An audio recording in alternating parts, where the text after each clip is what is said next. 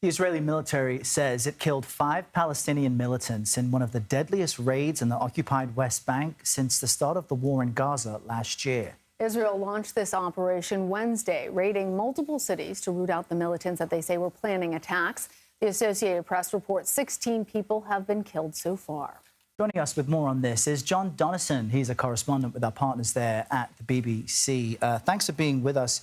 Help us understand what's unfolding in the West Bank at the moment and how it's both separate and a part of Israel's war against Hamas. Well, look, the West Bank is the other main Palestinian territory alongside Gaza.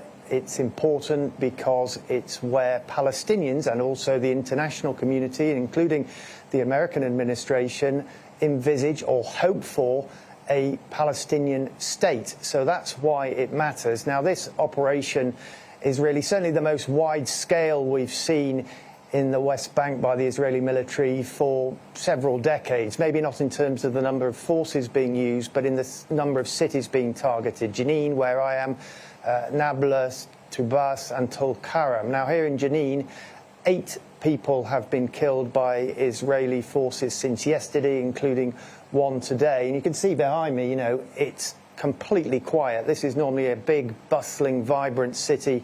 The streets are deserted, all the businesses are boarded up. And I actually just before we came on air, we saw a couple of Israeli military bulldozers and armoured jeeps actually moving away from the centre of town. So it may be that they're pulling out for now. But as you said in your introduction, in Tulkarem, which is just to the west of here, we had 5 Palestinian militants killed in an Israeli strike.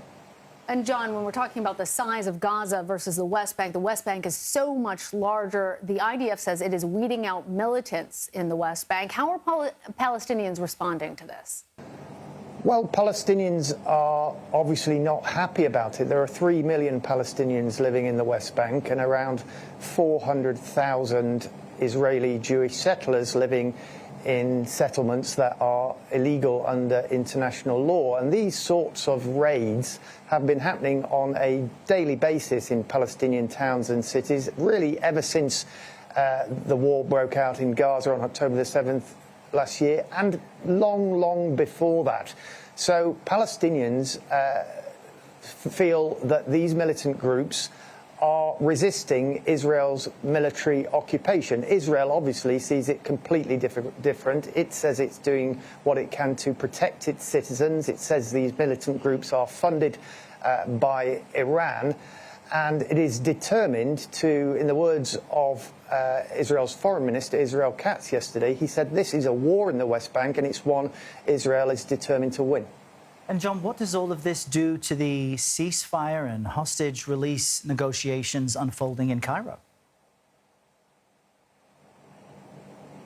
Well, I don't think it helps. Those ceasefire talks, or talks about talks, because Hamas are saying they're not even taking part at the moment. Well, they are ongoing in Cairo. You've got the Egyptians, the Qataris and the American officials trying to build towards this so-called bridging agreement to get to a ceasefire and hostage release deal. But there certainly isn't any great optimism. And what you've had, particularly the US administration is saying, is that it wants all actors in the region to refrain from provocative actions. And I think certainly Palestinians and many people in the Arab world will see what has happened here in the West Bank this last couple of days as a provocative action.